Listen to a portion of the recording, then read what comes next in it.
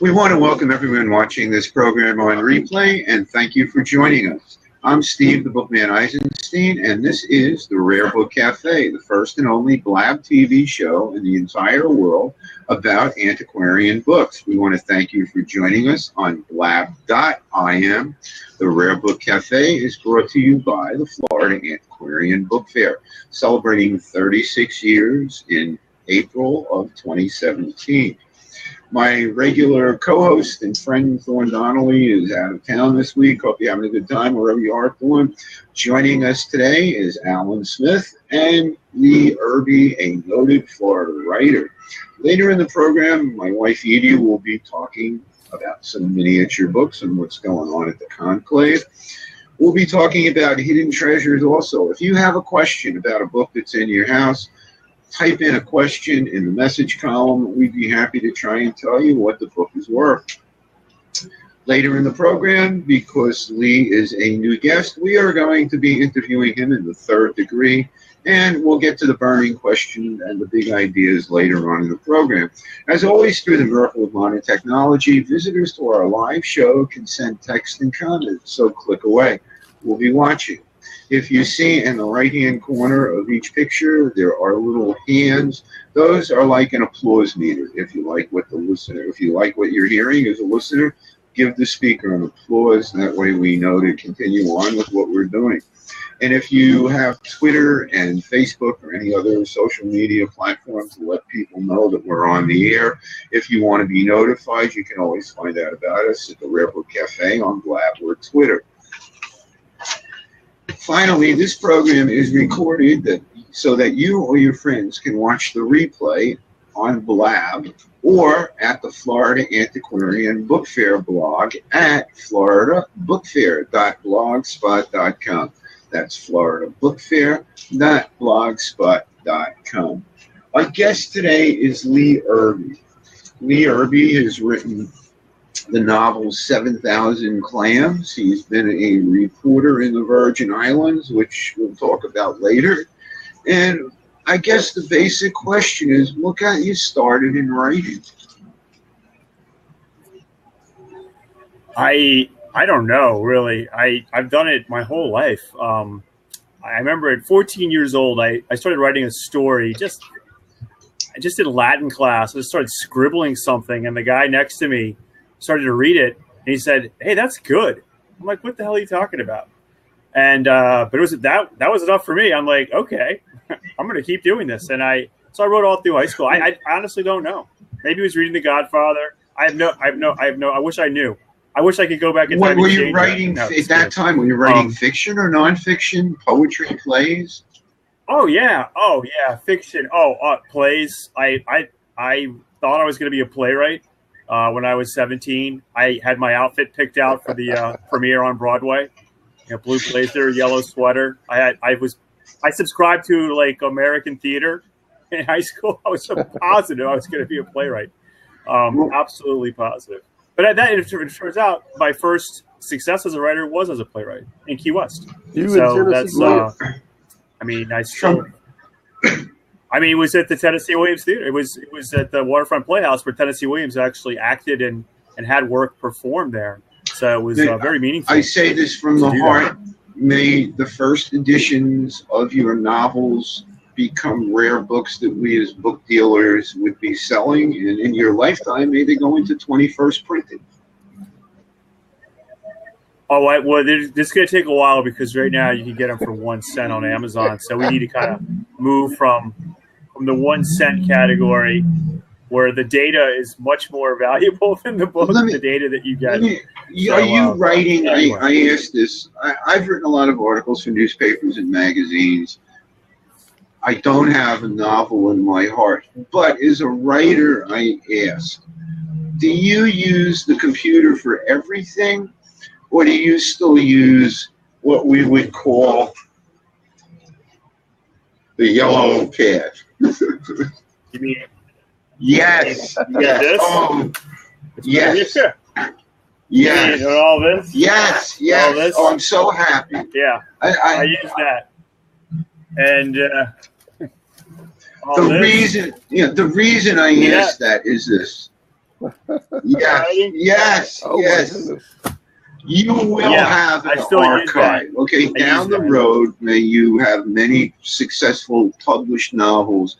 May universities want to fight about where your archives go, but you have an archive. Right. Most people, from what I've spoken to with modern writers today, it's all on the computer, and that, you know, you'll get some holograph changes but it's not the same as that, you know. No, you can tell who writes with you can tell who writes with pen and paper and who doesn't. How? I could tell immediately. How? It once.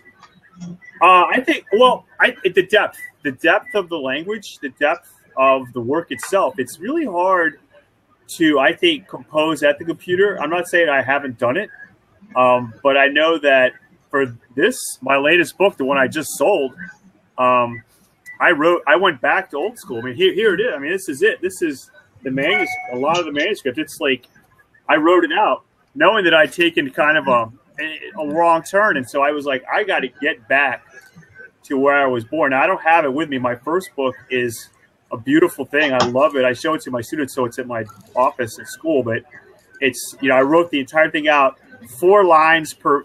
I got 4 lines of writing per legal line. 4 lines. It's an incredible thing when you're young and you have good eyesight. But I still have it. It's my favorite possession. The entire manuscript written out, and I know that that's what you have to do. You've got to write, and so I think that when you have the pressures that these writers are under today, is if you actually make it, they want a book a year. They really want a book a year.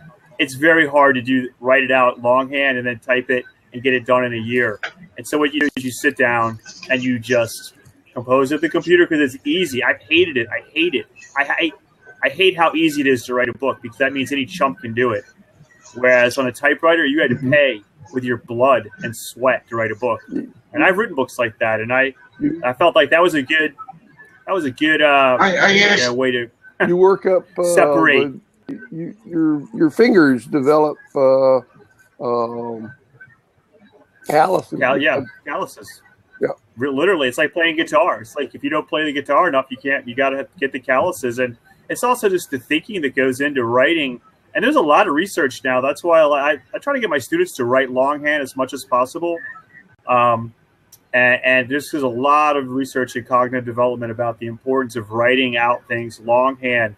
You know, the typing is a very, I guess, digital. It's just like it's a 1 or a 0. So it's binary, right? Where writing it's a process, you know, you're forming the letters. And so the thoughts are being completed in a different way than just letter after letter after letter. So I don't know. I know that I just think it's more beautiful to write a book longhand if you can actually sit down with the patience. And that's the beautiful thing is I was totally free at that time when I started my last book, you know, without any agent or any promise of anything, no hope at all. That's when I was I was like, nobody cares anymore.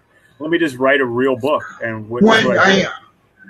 do you keep a pen and paper or tape recorder by your bed at night? No. Okay. Well, you know, the reason I say that, and I've mentioned this a couple of times in different places, and I do. You know, I'm always writing sound bites for the shows or, you know, something that's going on. And Steve Allen, who is one of the most prolific jingle writers. I mean, I don't know if anybody has passed him to this date for the amount of copyrighted published material that's in his name. But a tip that I got in reading something about him was that he says always have a pencil and paper or a tape recorder by the side of your bed, because when you're in and out of those REM moments and that ultimate, you know, sound bite or a thought comes in and you're really into it. Dream state. If you wake up and go ahead, Alan. I'm sorry. Dream state. Yeah, it will. You won't remember it in the morning. I think Seinfeld did the same thing, and Seinfeld might have done that because of what Steve Allen did, but he always had paper so he could write his jokes down and his ideas. And, you know, I think that a lot of novelists, they stay in the dream state almost all the time. You know, I know that when I'm, you know, that it's not like performing where you have to go back and forth. You know, when I was writing my last book, you know, you have a book when it's with you all the time, when it never leaves your mind. And it's very rare that you get to that state, but you can get there where you don't necessarily need, you're composing in your head, driving around. It might be a little dangerous, but it did happen. And I could promise you it doesn't happen for every book that you write. It's a very rare, amazing thing when a book takes over your brain. That's a very real part of the writing process. That constant, oh, absolutely, and that's constantly is, even if you're doing other things, even if you're not concentrating on it, it's constantly there and constantly working. One of the, go ahead. And that's the thing is I'm sorry, go ahead. Well, I was going to say that you know, having, you know, been to the bottom like I was writing this last book, when I had no other distractions. I mean, all I did was write. Now that I've actually sold the book, you know, to Doubleday, now you see the distractions coming. You know, you talk to your agent, you have contract, you have what's your touring schedule going to be. All these things come in that separate you from the work, right? So it's your writing self, then you have the professional part, the business part of it does come in, and I can see how it's very difficult to separate those two out. Whereas if you could just be alone in your head to write, and that's all there is the book. That's the blissful state. But it's very hard because it's a business. It really is a business, and there's a lot of people whose livelihoods depend on what you're writing. When it's incredible, when really. You get all caught up in the high-end publishing and all of that. Yes, you're right. It changes the dynamics of it. When you're first starting out, I can only imagine if you lived in New York. I mean, if you actually lived in New York and that was your world 24/7, 365.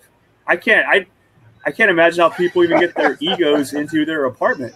You know, it's such a, you know, especially if you get any kind of successes at all, you're like, oh, I'm just going to pop over and have lunch with my editor and see my agent. And it's the constant stroking. And I don't know, again, you have to really be strong. It's so much easier not to do that. It's to be here in St. Pete where you can just live your life and try to minimize the distractions as much as possible, which is what advice you give to. That's what the advice I got from established writers in Key West when I was younger. They're like, try to live distraction free as much as you can. And that's why Superman built his fortress of solitude in the Antarctic. That's what. Well, I'm thinking of that myself. You know, but no, it's good. But it's just funny if you go up there and you see that life, and I've been out of it for so long, and you just kind of forget how it can really warp you. You know, as a writer, if you start thinking you're actually good as a writer, I mean, you're done. You know, you have to have a lot of self-loathing. I mean, self-loathing got to come from somewhere. So, speaking about coming from somewhere, you wrote a novel, 7,000 Clams, and it was based on Babe Ruth being sued for a gambling debt. Tell us about that. Yeah. Yes. Well, I'd love to. It was serendipity. I was, you know, that was just, again, nothing but time on my hands and a dream. And I found a newspaper article that went over Babe Ruth's getting sued. I mean, it's incredible stories. It's spring training in St. Pete. He's 30 years old. And all of a sudden, out of nowhere, these guys, it's a very cockamamie thing where the guy suing him the money is owed by somebody else who Babe owes the money to. So it's one of these like third party, and it all breaks in St. Pete. And so I kept thinking, wow, that would be, if I could actually figure out a way to write a book about that. I could never write a nonfiction book. It's not enough, but you know, maybe an academic article, well, that's not gonna get you anything. I want to write a novel about this. And the more I researched it, I was like, this could work because first of all, I thought any of the Ruth biographies, no one had found this article. The other way you could find the article is to sit down and go through the microfilm like I did day after day after day. And it also turns out in 1925 that was the last time in St. Petersburg when Ruth came with the Yankees, it was the last time that he lived as man and wife with his wife Helen. That's the last time they're ever together, was at the hotel, the Princess Martha downtown. and I found that very poignant. And so I tried to like center a crime novel around the crumbling of Babe Ruth's marriage and the collection of this debt. So I kind of filled in the parts that we'll never know from history. We don't know who these guys were: Thomas Callahan, Liechtenstein. There's no other references to them in the New York Times or anywhere else that I could find. It didn't matter anyway. I just made them up and then came up with some characters around that very conveniently Boardwalk Empire then pretty much lifted right out of my book and called it Boardwalk Empire, which is great because it's episode 4 of season 1. One of the guys actually says 7,000 clams. And so I think that was a little wink, wink, nod, nod. Probably so. To me. But it was just bad timing. You know, horrible timing. My book came out in 2005. I don't know what year the Boardwalk Empire came out, but whatever. More power to them. It's a great story. Well, you're doing Jersey Shore, you know.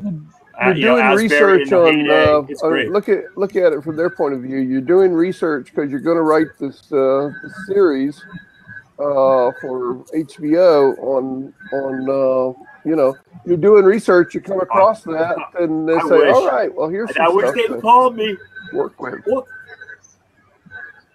I still can't bring myself to watch any of it because my friend did send me the clip about 7,000 clams, and I sent that to my editor, and they actually had the legal team check into it because I eventually I will have to watch it because I want to hear the language. I want to hear especially the slang they use on that show, and I'll know in 2 seconds whether they just use my book as a slang Bible from the 20s because I worked so hard to get the slang from the 20s down. This is before the internet. You could do it so easily, but I had to go back through magazine after magazine after magazine. I wrote down hundreds of slang terms from the 20s, and that's my proudest thing in that book is that I never used the same one twice, and there's tons of slang in that book, but none of it is repeated. Works. Each thing it all totally works, and it also the other thing that I think that I'm a big admirer of that book is that the details that you included about St. Petersburg and at that era. Right. I had just finished my master's thesis, I'd spent, I got a fellowship. It was one of the best times of my life. I got to be a scholar. That's all I got to do for like 6 or 7 months. The only thing I had to do was research this master's thesis. I had no other commitments at all. And I really got into the research of St. Pete. And so by the time I was like, how can I use this? What can I do with all this? So, I mean, my master's thesis, I was very proud of it. And I could have turned it into a monograph for academic press. And I thought about that. But then, when I found the Babe Ruth thing, I thought, maybe I can write a novel set in the St. Pete of the 20s because at the time, St. Pete had not really boomed yet. It was kind of coming back, but I could still see the city when it was on its knees in the 70s, 80s, and into the 90s. I mean, and so that footprint of the 20s was still very evident of what the city used to be, how grand it used to be. And so I wanted to capture that because at the time when I moved here in St. Pete, it was not grand. It was dead. It was totally dead. And I loved it. I loved how dead it was. I mean, there was no hipsters, man. There was nobody. It was a bunch of decrepit old people drinking at the bar on Central Avenue. I mean, real dive bars. Now all these hipsters are trying to find the dive bars. You didn't have to find them. They were right there. There only were dive bars downtown. And one, like, meat market, the Big Catch. So I miss all that. But so I was trying to catch the grandeur because you could see the footprint of the city was there. And it's filling in now, which is great. It's all getting kind of backfilled. And it still has plenty of room to grow. So I kind of wish that we could bring that. Maybe my new book will help 7,000 Clams get me some new readers. And then all the people that have moved to St. Pete, subsequent to 7,000 Clams being published, they can go rediscover their history because people are moving here by the droves. Sure. And 7,000 Clams has been out of print for a while, and it's not in bookstores really. So I would love for that, to St. Pete people to read it and appreciate just the history. Even though there's really lots of good histories out there about St. Pete, but that's right. But not told in the novel form. In a lot of great history out there. I know that it's in one used bookstore in California. Bookstore in California. That's fit. And I was Well, he didn't show me the book. He didn't show me the listing. So what were they asking for it? No, I know it's. That was a great question. I think it was 2 cents. I think it was in the 2-cent pile. No, it was actually $10. Yeah, it's our friend out in Orange, California. And, David Hess. Yeah, and he actually has it. Yeah, yep. David Hess. He said he had it. Well, I was very, very surprised. I mean, there's a chance also if you go to a site like Adwall, there are some dealers that use dartboard methodology in pricing. You might see your book out there for $325 in certain places, you know. Oh, on Amazon, the range is from like 1 cent into the $300. I mean, like, what the hell are people even thinking of? Question. So, but it goes into hundreds of dollars. Signed copies of these 7,000 clams, and I'm sitting on them because I'm waiting for them to go through the roof. Yeah. Me too. I have 100 in my attic moldering right now. Then your manuscripts will go up. Let me ask you a question. You mentioned something about this. It kind of piqued my curiosity. Go back in history. Graham Greene wrote Stambull Train. Stambull Train mentioned something, I guess through literary license, that C.S. Lewis was offended by, and somewhere on Fifth Avenue in a phone booth back then, Graham Greene told his publishers to trash all the copies the guys write. So how often, through analogy or other things, does an author get sued? You said what made me think about that was you had to talk to the legal department about something. That was your statement. Right. About whether Boardwalk Empire actually stole my intellectual property, and there's no way you can prove that they did or didn't because it's just, they could say, I went back and read the same articles you did, dude. I did all the same research you did, and maybe they did. And maybe they didn't even look at my book, which is entirely possible because not a lot of people did. So that's just a way to maybe salvage my ego. But for my second book, The Up and Up, we definitely had to get that looked at by the lawyers because that had the Kennedy family in there. And that just makes everybody nervous. What would you have said in the novel? I did not read it. I apologize. But what would you have said that would have caused you to think that you need to pose the question to an attorney? I didn't think it was my editor who did that because, you have the Kennedy. I'm getting into a lot of the dirty laundry of the Kennedy family in Palm Beach. Dead people can't sue you. So I knew I was on pretty solid footing, but they wanted to make sure that maybe everybody was dead. It's in the book because you got to make, there's a lot of Kennedys out there. And this one, it was not like a big to do. It was just, let's just run this by legal to make sure that, because there were a lot of real people in that book. It was based on the Gloria Swanson, Joe Kennedy affair that began in Palm Beach. And so that was my second book. But don't worry, don't apologize for not reading it. Almost nobody read it. I read it. So I think tanked. Well, that's very sweet of you, but there's no reason to apologize. That book totally tanked, and so I have a habit of saying I sold The Great Gatsby more times than I read it because I never read it. I'm not a fiction reader. That's one of my Well, not even in high school. No, everybody had to read I'm that. older than that. We were Tale of Two Cities. At which time you got to realize it was called in a high school, college, any English class. I was always called the king of symbolism. I think I was the first one. I was the first one in the class to get that the wine running down the street was really symbolic of people's blood. Yeah, back then, that affected my life dramatically, all this symbolism, but that's another story.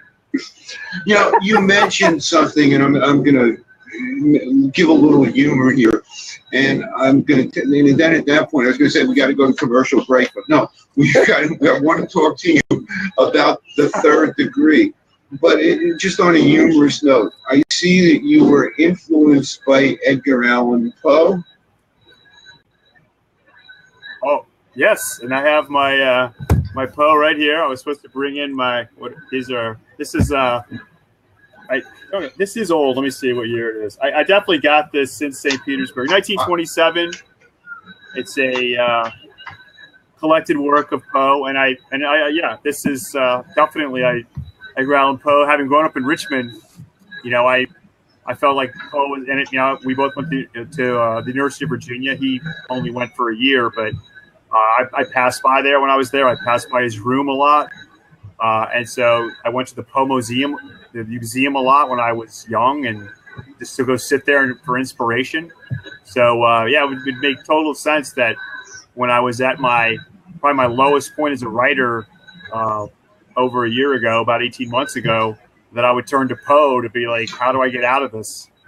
Because his life was so miserable towards the end. Oh my God. And that's what inspired me to write the book that in fact changed the course of my career, was going back to Poe. And I mean, the guy was penniless. His child bride was dead. He comes back to Richmond for the last time of his life. And that all just really spoke to me. And I would use that to write a novel. And so I used that to write a novel, and it was like getting in touch with a really old friend, because it's been a while since I sat down and really went over the stories in depth. And it's one of those things, I bought this book not knowing I'd ever really use it for the purpose I used it. I just bought it because I loved it. It was handsome, and so when I started to write, I had all his stories right here, all the poems, and could just immerse myself in them and fall back in love with his narration, especially his first person narration, almost unsurpassed. He writes crazy people on the verge, right? People that have done hideous things, but are also very well educated and very likable people that do very bad things. And so I was kind of going that same terrain, and and there's no question that was my guide. That and Lolita. Those are the two. All of their first editions are quite collectible today. I want to imagine. Can I interrupt for one moment and ask each of you to pull your screens down so that you are centered more up in the Yeah, okay. I'm getting my 3 or 5. Thank you. I was slouching. But I've been in the chair for 2 hours prior to this on a radio program. But when I started, when I asked you about Poe, I had a little tongue in cheek, because he also influenced me, not quite as intellectually and otherwise that he stimulated you, but I came out with this ditty when I was first in Miami Beach. Once upon a beach night dreary, as I pondered weak and weary over many a quaint forgotten volume of cabana lore, suddenly there came a rapping at my cabana door. 'Twas the local whore, her pimp, and nothing more. But that was 1960s. There were other forces at work there. I know. I love the 60s. Miami Beach in the 60s that's hilarious, because that's the Raven, right? So that's a take on the Raven, and it's hard to imagine today that we would have a poet who could sell out basically, pretty good size arenas just to hear a poem, and that's what it was for Poe and the Raven. If he didn't read it in his public, people were disappointed. I guess it's like going to see a Springsteen concert. He doesn't play like Thunder Road or something, but people expected him to read the Raven. That's what they wanted to hear from him. And I doubt we have a poet today in America that people have that feeling towards any poem or any poet like they did for Poe. It's so shocking that he was so poor and destitute, given the fact that he didn't have a good agent. He had a really bad agent. He had himself. Well, which is Tamerlane. Look at Tamerlane. And what it is today, he's probably rolling in his grave. Copies of Tamerlane are selling for $400,000 and $500,000. But he also, on a serious note, he also had another influence. I named one of my stores, but it was hell on checks. Many a quaint and forgotten volume books. But to write that out on a check was laborers. I tried to find a title for my new book from Poe, and I scoured every story, every poem, and just couldn't come up with one that worked, and that it didn't get either. It was just too dark or whatever, but I tried very hard to find a Poe title. I'm very disappointed that I didn't, but I gave it everything I had. Everything. Well, actually, the ones that would work have all been taken. Midnight Dreary. Lee, one of the things that we've skipped over is the name of your new novel. It's called Unreliable. Unreliable, and it's about a college professor who may or may not be on a killing spree. So it's first person, and he's gone back to Richmond, and he's a lot of Poe's in the book. He's he loves Poe as well, and he maybe has done something. We don't know because the book's called Unreliable. Get it? And so he's done something as it becomes apparent throughout the book, but we're not totally sure what. He admits to almost everything, though. And he's aren't you a professor? You're right. Is there this is an autobiography. This is an autobiographical novel. It's an autobiographical novel, pretty much. And who's the way it is. I probably will go to jail at some point. No, it's out. Published. The published date is February. It's a Valentine's Day, February 14th, 2017. So it's going to be a very nice Valentine's. Of course, I think that's the schedule, but I don't know that. That's what's on the website now, but I haven't. There's no cover yet. But I just got the edits done this weekend, so it should go into production, and that should be the date. So, unless they move it Doubleday, which I guess is Doubleday Knopf Doubleday or Knopf Doubleday Knopf, whatever, but it's Doubleday. But they all merged up there now. It's Penguin Random House, whatever. They have every imprint, but it's the Doubleday imprint is who's doing it. Well, so I'm very wish you the best of luck in 21st printings on that one. Right now. Oh, I'm counting on it. I've already spent it, so it better happen. Some deep trouble. Right now, I want to introduce the audience to what is, and yourself, the third degree portion of our show. As every reader of old-time detective novels knows, when criminals weren't talking to the cops would give them the third degree. That was the extreme interview method police used to extract information from the suspect. Our version is less violent, but maybe just as painful. So, victim, if you are ready, I'm going to ask you a bunch of questions. Was there ever a book that you did not return to a library or a friend? You go right ahead. Not return. No, not return. There's a difference. Was there ever a book that I stole from the library? Yeah. Is that your question? Did I? Oh. I stole tons of books from libraries, but I always returned them because my grandmother was a librarian, and she raised me to respect the library like you cannot believe. But trust me, when I was living in Italy, when I was living in Florence, and the only English language books I could really get were from the British Institute, I would go there almost every day and leave with a book shoved down my pants. But I would return with the book. I always brought the book back. I did not steal any. I would steal other things. I stole a lot of other things in Florence to live, food and magazines and newspapers from vendors, but never a book from a library. That's a story. I just took them back. I just borrowed them illegally and took them back. But I don't think I ever have because of my grandmother. I honestly don't think I've ever stolen a book from a library. I don't think I have. I think I've always returned them. I don't have any in my library right now. I don't have a single library book with the binding, nothing. It's school, nothing. So that would be such an affront to my grandmother that I cannot. We don't understand.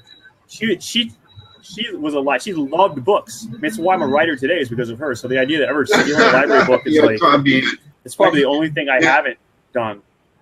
That's the only thing. What's your favorite guilty pleasure kind of book? The kind you read when nobody's watching.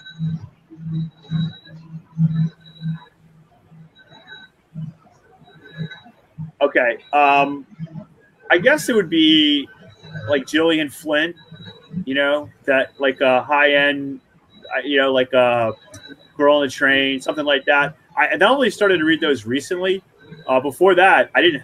There was the honest answer to that would be none, because I'd never read anything other than what I really wanted to read. So, I mean, I still think that Gillian Flynn is really good. I mean, she's really good. So I think that I've got no problem.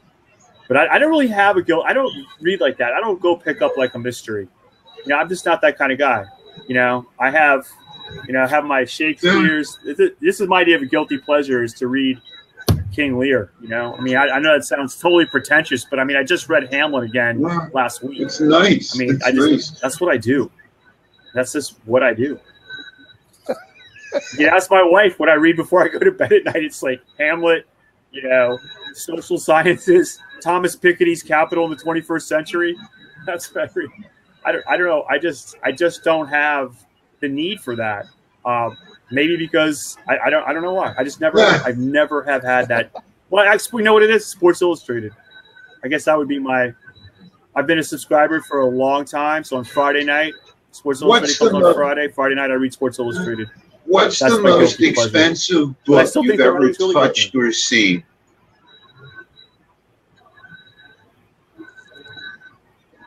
Oh, I did my office. Well, touched or seen? Oh, well, I'm sure at the Antiquarian. I know this past time I was touching all kinds of really expensive books. I don't know who that guy was from Miami. He had an amazing collection. I don't remember this, Alan. He was kind of I believe, on the west side of the building, but he had like a great beat collection. He had some like first edition Bukowskis. He had an amazing. I don't know if you remember that vendor or not. He had some cool where stuff. On the. And I don't know what he was asking, and I don't know what the prices were. Where on the floor? Was that you guys? Did you have the Bukowskis and the? It was okay if you walk one of the alcoves to the extreme left, about the third booth up. Yeah, it was in an alcove. And I thought he was from Miami. He was a younger guy, and he had some Bukowskis, and he had. I think that was. Yeah, I think he had some Joseph Heller. He had some pretty. And I think it was in here. He might have alcove number one. Yeah, but I'm talking about alcove number one. It was definitely an alcove, and it was early on. That's who it would be. Alcove number one. It might have been like right away. One of the first ones I walked into. Captain Ahab books. I think it was. So I mean, there were. Obviously at the Antiquarian, I mean, there's books that are thousands and thousands of dollars. So I don't know that I saw one to 10,000. I mean, definitely thousands of thousands. The most I've ever paid for a book was at the Antiquarian Book Fair. Wow. I spent $125 to buy a book. Is that a red cloth covered book? The Notorious Ashley Gang, which is in my office at school. Yeah. Yeah, it is. Published in 1928. Yeah, published in 1928. What's on your nightstand? Love the book. So, what's on your nightstand? I've never paid. What's that? I just started reading The Cracker Messiah by Wayne Flint. It's about Katz, the governor Katz from the 1916. So it's a fascinating book. I think I bought that book from the Age of Reason bookstore, which is on the corner of Fourth and Second, I believe. It's right where the Princess Martha is, and I've owned it for a long time. I've never really read it, but it's a really fascinating book about a bizarre character in Florida politics that's really helping me, I guess, get through the madness of this election a little bit.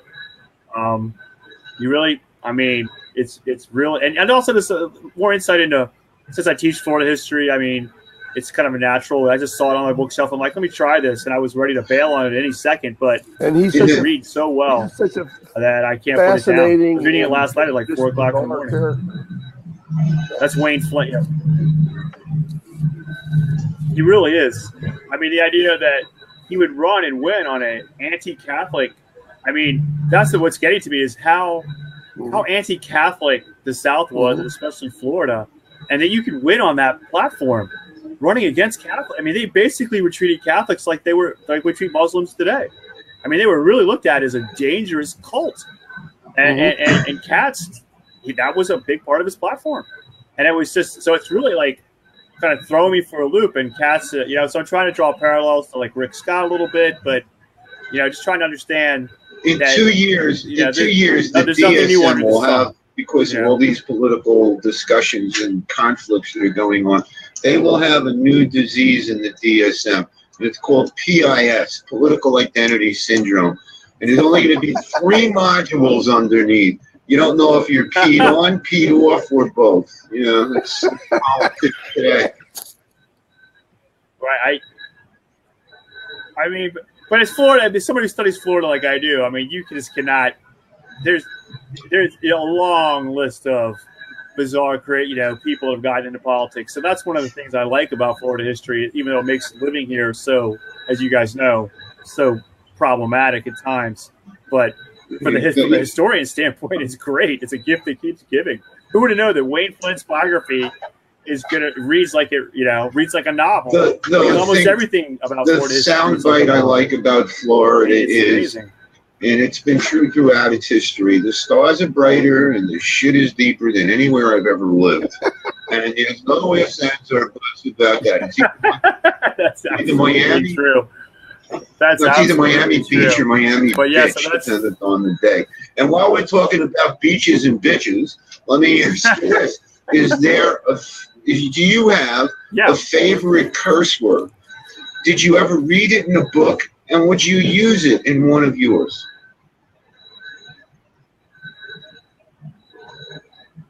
Wow. Good question, favorite curse word that I read in a book. Wow. That is, my best curse word story is I called my sister a cocksucker, and I had no idea what it was at all. And she called my father at work and said, "Lee just called me a cocksucker."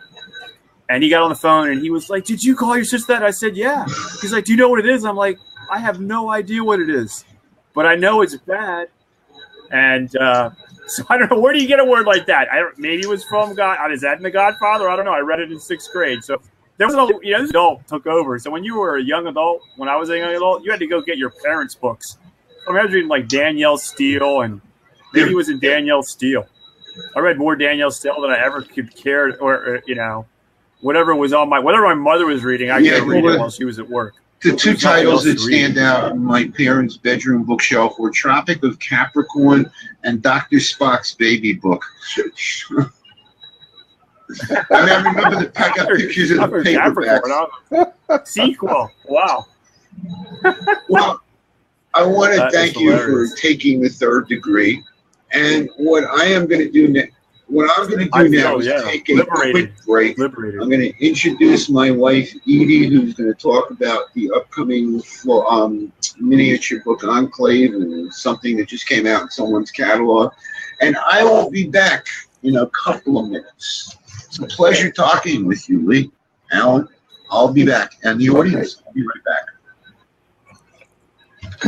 Thank you. That was great talking to you guys. So as Edie is coming in, I just wanted to thank you for being part of this today, and thank you. Hope you will be able to.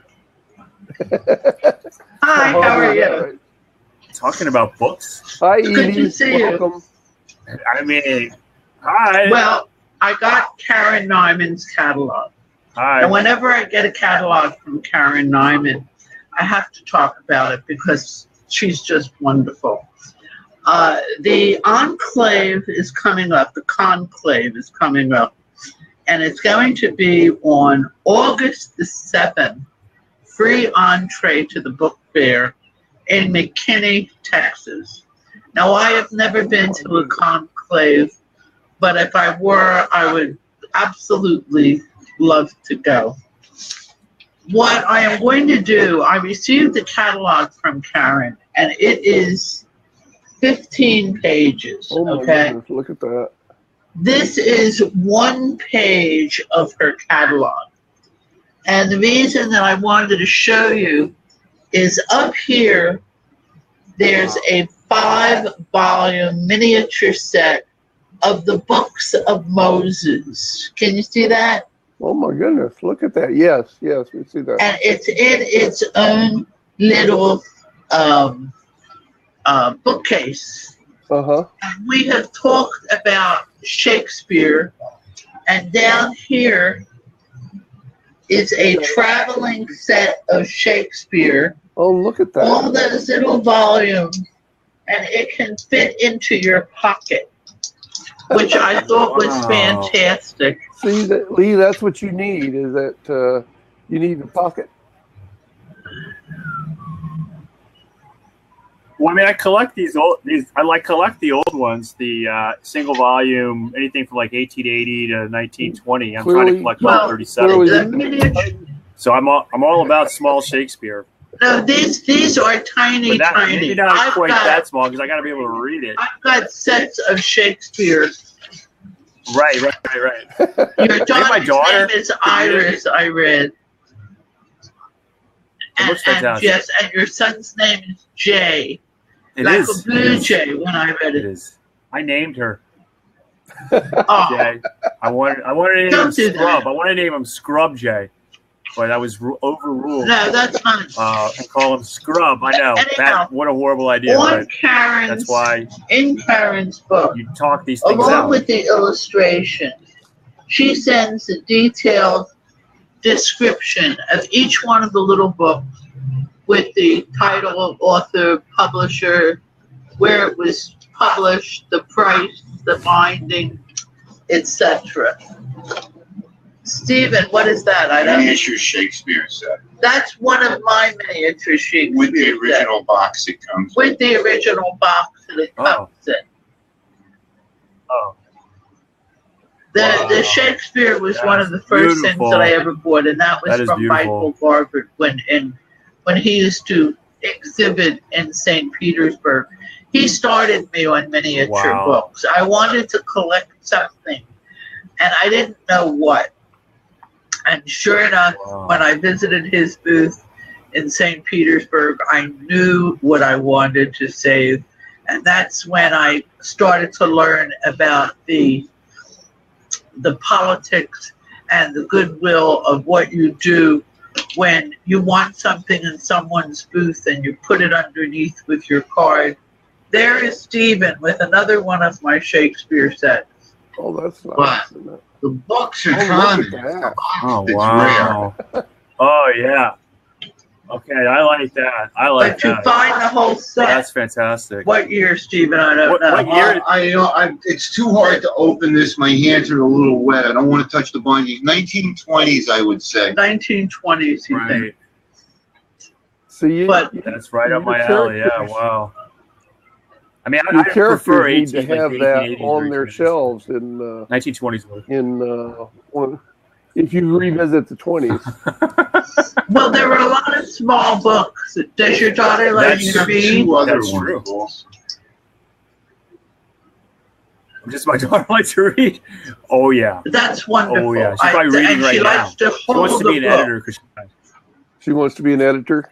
Oh, great. Oh, she does. I think she'd be great because she's heartless. That's good. She'd be no problem saying to somebody, "You suck." She's how old is she now? We're not buying it. How old is she now? She's 16. Oh, she's 16. Oh my! So she's in high school. Yeah. Where does she want to? She's ready to go to college. She is. She's ready to go to college. Where does she want to go? She'd like to go. She's ready to go. You know, it changes. I think right now we're in the University of Florida because of she thinks it's a good deal. So, but that could change. She's trying to be very practical. What does she want to What does she want to study? Oh, English literature. And how old is your boy? He wants to be an editor. She wants to be an editor. He's 12. And does he read? He's 12. He knows how to read. What does he want to do? I have no idea. I think he says be a biologist, and I believe it. I mean, that's wonderful. He's definitely a nature boy. He's a nature boy. Yeah, and I think he's going to start. We're going to London next week on the airplane. He'll be reading. So it's just one of those things you have to fall in love with it, and he'll get to it when he's ready. Too. I mean, he's got plenty of books. But I'm not going to push him. No, not. We encourage him. We're not going to be like, read this book. I mean, he reads. He'll read, but he'll read on the plane, I'm sure. He just is more kinetic. You know, let's say he's well, kinetic, that's wonderful. and he's more active. Yeah, and then when he doesn't need to read to go to sleep. He's just at the age where he can just go to sleep, which is like a miracle. Me. I'm like, how does that happen? You just close your eyes and go to sleep. Good for him. Wow, how does that happen without a lot of drugs? Okay, I'm going to give you back. And even with the drugs, because I've tried them, that doesn't work either. I'm going to give you back to Stephen. No, but I'm very chill. I am. Oh, okay. It's great to having you on. Thank you for my your miniature books. And then I'm so glad that you don't have algae. And I'm so glad that you don't have any shootings over there. Yes, so far we've been algae free and shooting free. We have algae. That's true. Yeah, for now. I hear that. Okay, I'm giving you. Yeah. No, it's all good. It's all good in the bird today. You. Okay, I'm giving you back to Stephen because he keeps tapping my shoulder. Have a great weekend. Yeah. Me. I already am. Right. Bye-bye. And I ask, would you want your daughter to marry a rare book dealer? Oh, she probably will. My God. Whoever she marries better love books because there's going to be tons of them in the house. You want to practice for the future? Daddy, can I have the keys to the car? At 16, she probably drive. First thing she do is drive to Barnes and Noble. That's wonderful. So it's wonderful. Or Haslam's. Or Lighthouse if I can get her to go to Lighthouse. Definitely the Lighthouse. So, definitely the Lighthouse. There's probably books I picked up in there that were thousands of dollars, but they're just I don't think so. Oh, yeah, I know so. There was like a Tennyson that was just laying in a stack. Oh, it was autographed. I'm like, I'm like, this. Oh, no, I thought you meant that you bought it under price. No. that I would say. No, Mike has great books. I didn't think you would find the sign. I didn't think you would find the sign Tennyson that he wasn't aware was in the store, is what I was saying. Yeah. Oh, he probably knows exactly where it is, but it's just that, it's... So, will you be involved in any way in April with the Sunlit Literary Festival? Yeah. I'd say invite me back. I had a great time last year reading. It was a wonderful event. I would love to stay involved, but and he's shaking his head yes. So I'll take that as an invitation. It's an invitation, and it's also an alert. I thought it was great. I mean, it was. We're going to really by the end of the year, we want to have the lineup worked out so that we've got several months to get the word out there. And we're also going to move the venues. The venues are going to be further uptown, I think, or downtown. No, further towards Kenwood. Further east. Further west or further east? Toward the bay. Further east. Because there's some areas there that we can closer to my house, even better. That we'll be able to have it really walkable, and in fact, some of them right. And none of these are solidified yet, but Wine Madonna is very interested. Ale and Witch is a good venue, and there's several venues in that area, so we think it'll be a very, very much more walkable thing that great idea that people will be able to do, and so. Yes, definitely. You're the.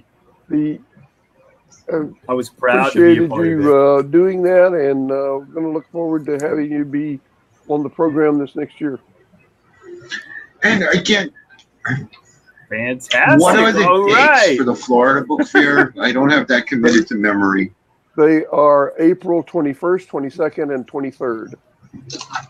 Friday, Saturday, and Sunday. Yes, really? They're later because in March. Because of a schedule conflict with the New York Book Fair.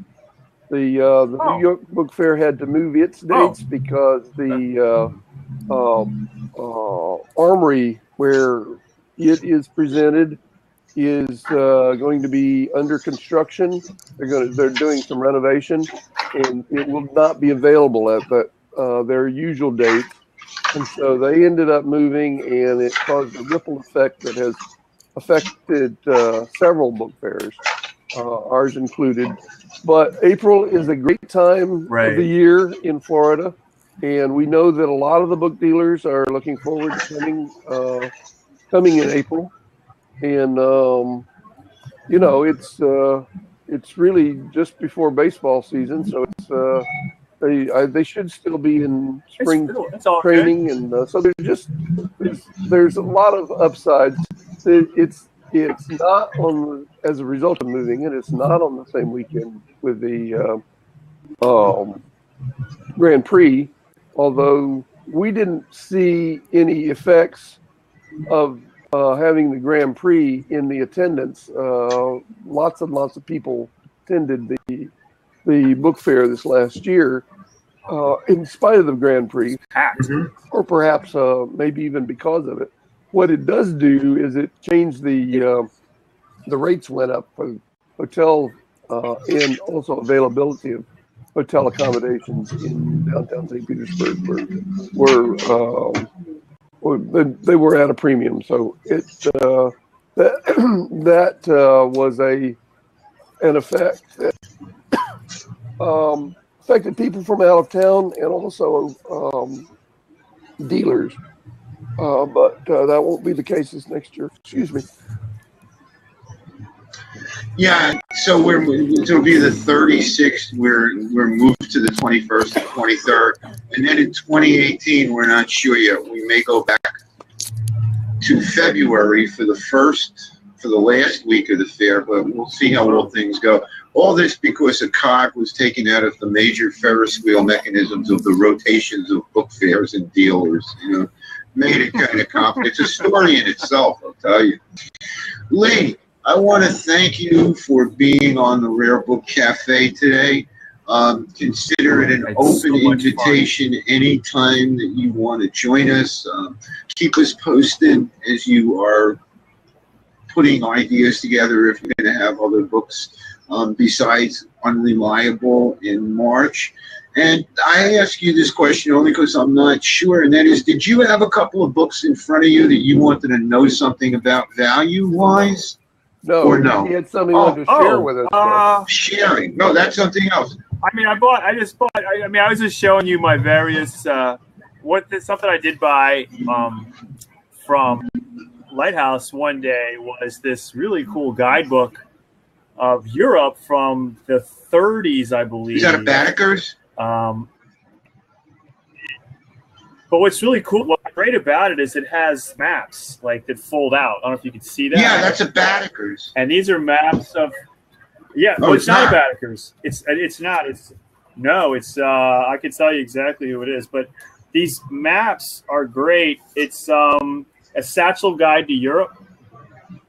And so it's great, like if you have, this is Paris. But this is Paris this is pre-World War II Paris.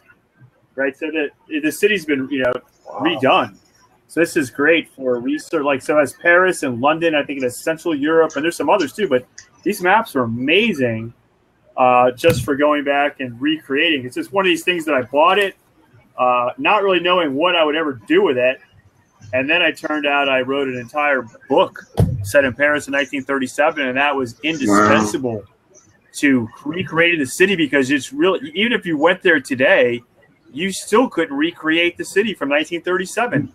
The parts of the city, their streets are there, they're not there, they've been renamed. So it was just one of those, again, serendipity.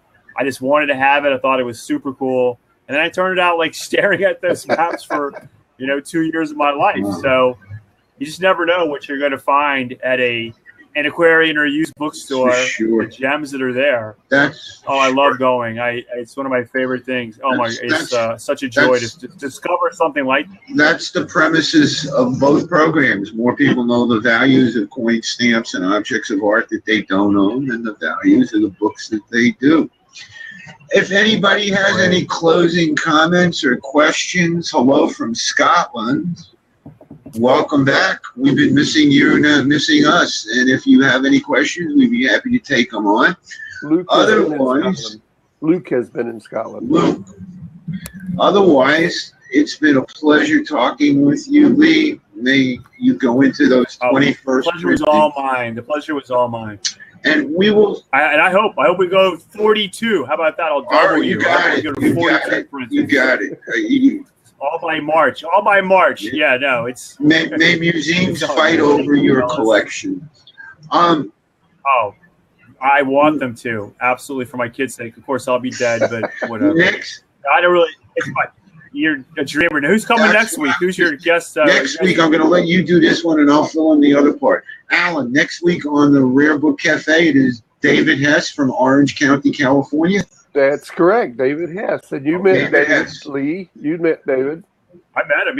He's hilarious. He's a great guy. And if you want to hear another program on next Saturday that's going to have a very interesting guest, join us from noon to 2 just prior to the Rare Book Cafe for Bucks on the Bookshelf on WDBFradio.com. My guest will be Vladimir Werner, and I can't pronounce the third portion of his name, but he is one of 2 people in the country that deals in religious reliquaries, okay? He has some of the most amazing things in his inventory, and we will be talking with him on the Rare Book Cafe down the road. We're trying to get him on the cafe, but he will be on Bucks on the Bookshelf, noon to 2 next Saturday. David Hess will be joining us on the Rare Book Cafe at 2:30. Happy book sales to everybody till we meet again. Have a great day. All right. Bye, guys. Take care.